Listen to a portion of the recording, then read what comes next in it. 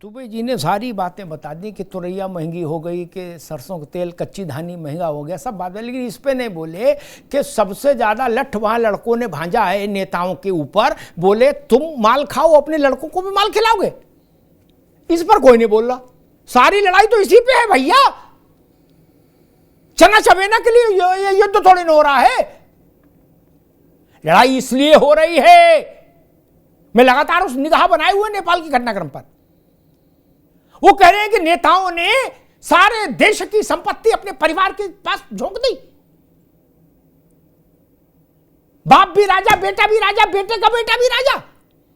उसके खिलाफ लठ चला है। मैं तो भैया दुबे, अनुभव चक जी, मैं तो कहूंगा भारत के ऐसे राजनीतिक दल जिनमें वंशवाद का मामला हो, उनको अतिरिक्त सावधानी बरतनी चाहिए।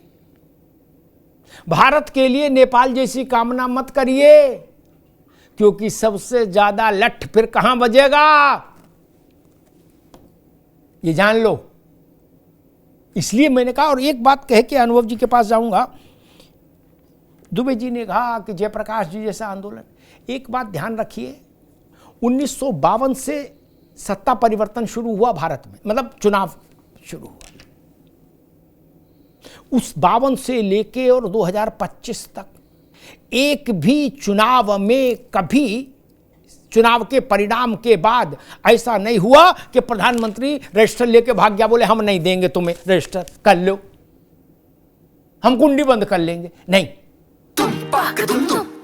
अरे श्रीमती जी, कुछ तो सस्ता लो, बचत करो। नहीं श्रीमान जी, सब बढ़िया लो, रहने दीजिए। इसमें क्या खास बात है? थोड़े में ज्यादा स्वाद, यही तो है इसकी खास बात। वाओ मामा, क्या स्वाद है। अरे मेरे राजा,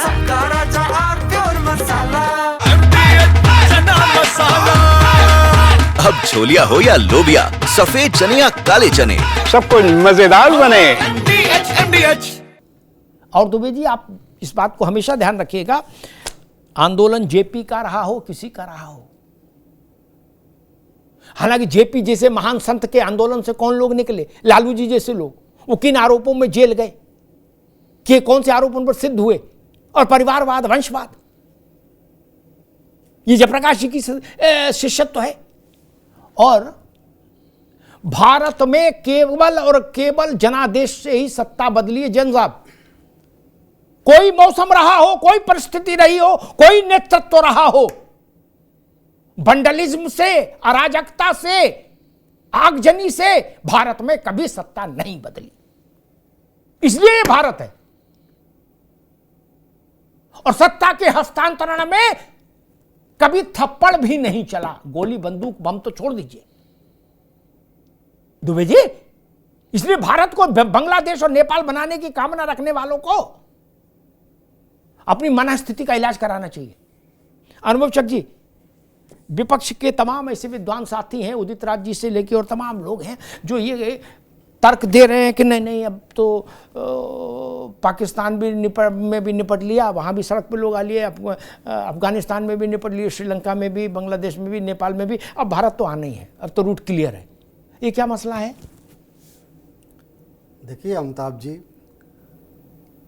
चाहे वो श्रीलंका रहा हो, बांग्लादेश रहा हो, या वर्तमान में जो नेपाल में हो रहा है,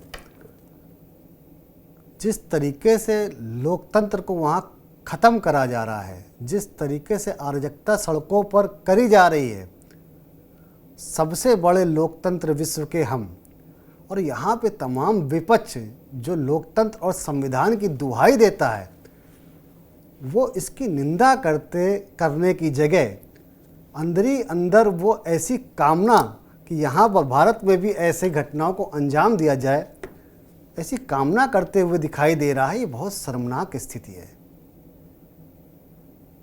मुझे तो शर्म आती है ये कहने में कि विपक्ष किस तरह से ऐसी कामना कर सकता है कि दूसरे देशों में अराजकता हो रही हो, और यहाँ अगर हमको सत्ता चुनावों के जरिए, जनादेश के जरिए नहीं मिल पा रही है, तो ये कामना कि इसी तरीके से सड़कों पर यहाँ पर युवाओं को उतार दिया जाए और यहाँ का युवा सड़क पर उतरकर ऐसी अराजकता करके उनके गोल को, उनके स्वार्थ को सिद्ध करने के लिए आगे आए, ऐसा संभव नहीं है इस देश के अंदर।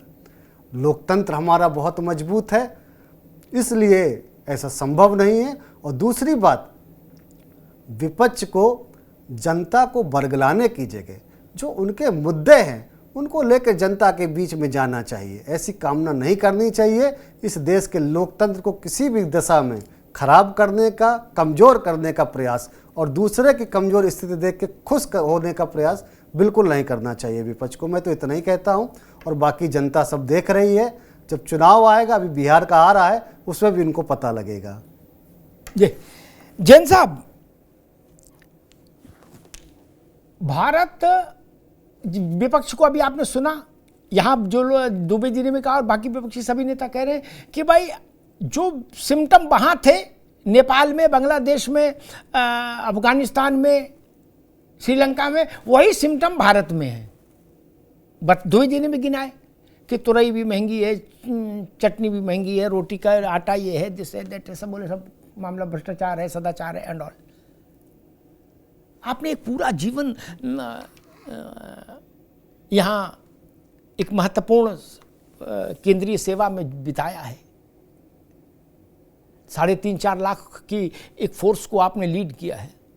आपका तजुर्बा क्या कहता है? क्या भारत कभी वैसा केस रहा है जैसा पाकिस्तान, बांग्लादेश, श्रीलंका या नेपाल में दिख रहा है? मेरा बड़ा स्पष्ट मत है जी कि बहुत से ऐसे भ्रष्ट दल हैं, बहुत से ऐसे भ्रष्ट राजनीतिज्ञ हैं जो बयान देने में उनको शर्म भी महसूस नहीं होती है। खुद वो सैयों करोड़ के मालिक हैं और डेमोक्रेसी की और तख्ता पलट की बात करते हैं। मेरा ये मानना है कि इंडिया में डेमोक्रेटिक जो रूट्स हैं बहुत स्ट्रांग हैं, डेमोक्रेटिक जो इंस्टीट्यूशंस हैं स्ट्रांग हैं। कमियां हर जगह हो सकती हैं, पर इस प्रकार की परिस्थितियां कहीं पर भी नहीं होंगी। मैंने ऑपरेशन सिंदूर के दौरान भी देखा कि किस प्रकार के बयान अपोजिशन के नेताओं के आए। ये विदेशों में ऐसा नहीं होता है, ये केवल भारत में ही है। विदेश में सब एकजुट हो जाते हैं, बिल्कुल एक साथ रहते हैं सबके सब, और कोई पक्ष विपक्ष नहीं होता। यहाँ तब भी विपक्ष अपनी भूमिका अदा कर रहा था। इससे फौजों का मनोबल, फौज जो बॉर्डर पे है का मनोबल गिरता है, और ये सब बातें अच्छी नहीं हैं। पर ठीक है, पब्लिक मैं समझता हूं कि यहाँ की बहुत मैच्योर्ड है, सब चीज़ों को बहुत अच्छी तरीके से देखती है, समझती है, डिसीजन लेती है।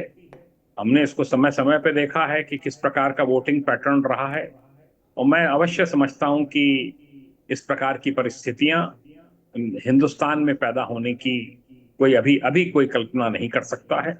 और डेमोक्रेसी हमारी वाइब्रेंट है, हमारी डेमोक्रेसी जो है वो एक अच्छा कार्य कर रही है, एक फेल्ड इंस्टीट्यूशन नहीं है। बहुत सी जगह जो है वो डेमोक्रेसी फेल्ड इंस्टीट्यूशन है, हमारे यहाँ वो बिल्कुल भी फेल्ड इंस्टीट्यूशन की कैटेगरी में नहीं है। अच्छा कार्य कर रही है, लोगों को उससे मदद मिल रही है। हर जगह समस्याएं हैं, रहेंगी। अनएम्प्लॉयमेंट तो यूएस में भी बहुत जबरदस्त है, बहुत से कंट्रीज में प्रॉब्लम्स हैं, पर यह है कि उनसे जूझना होगा, और सरकारें जूझ भी रही हैं, चाहे वो प्रदेश की हों चाहे वो देश की है, वो जूझ भी रही हैं। जूझना भी चाहिए, लोगों को लगना चाहिए कि उनके सुख दुख में वो साथ हैं, और इसके लिए प्रयास होते हैं, और उनकी सराहना मेरे ख्याल से अवश्य की जानी चाहिए। अरविंद जी, जब एक बार एक नक्सलवाद पर एक सेमिनार था, मैं भी उसमें वक्ता था, बड़े बड़े विद्वान आए, सबने बताया नक्सलवाद क्यों आया। बोले ऐसा था इसलिए नक्सलवाद आया, वैसा था ऐसा था, अत्याचार हुआ कि पटवारी ने गड़बड़ किया, कि जैसे पहले डकैत के लिए कहते थे भाई डकैत बनाए किसने, सिस्टम ने, दिस दैट आदि आदि।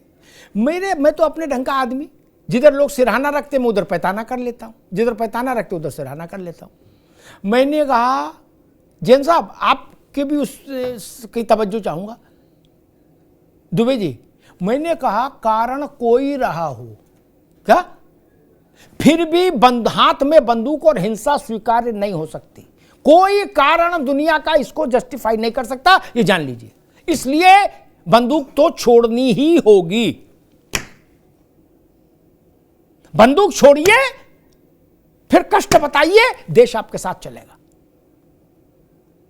हर आदमी बंदूक उठा लेगा, बोले मेरा राशन कार्ड नहीं बना, मैंने 5 गोली मार दी है। बोले मुझे तो रैया महंगी मिली, दुबई जी ने तमंचा निकाला और 5-7 निपटा दिए। बोले दूध में पानी मिला दिखा तो अनुभव चक ने पता लगा 12-14 लोग मार दिए। ऐसे चलेगा क्या? ये नहीं हो सकता। ठीक बात कही जैन साहब ने। दुनिया के अमेरिका में सार्वकालिक बड़ी महंगाई अमेरिका में जूझ रहा है। आज 9/11 का दिन है। यह दिन बड़ा विचित्र है। आज के ही दिन स्वामी विवेकानंद ने शिकागो में भारत की धर्म ध्वजा फहराई थी, सनातन को वैश्विक मंच पर स्थापित किया था। आज ही के दिन 9/11 हुआ। जैन साहब ने ठीक बात कही। 9/11 के समय सबसे बड़ी बात यह थी कि पूरा अमेरिका एक स्वर में बोल रहा था। पूरा अमेरिका एक स्वर में बोल रहा था। उनके स्वरों में दुबे जी अलग अलग वाइब्रेशंस नहीं थे। ये होना बहुत जरूरी है। अरे श्रीमती जी कुछ तो सस्ता लो, बचत करो। नहीं श्रीमान जी, सब बढ़िया लो, रहने दीजिए। इसमें क्या खास बात है? थोड़े में ज्यादा स्वाद, यही तो है इसकी खास बात। वाह मामा, क्या स्वाद है। अरे मेरे राजा,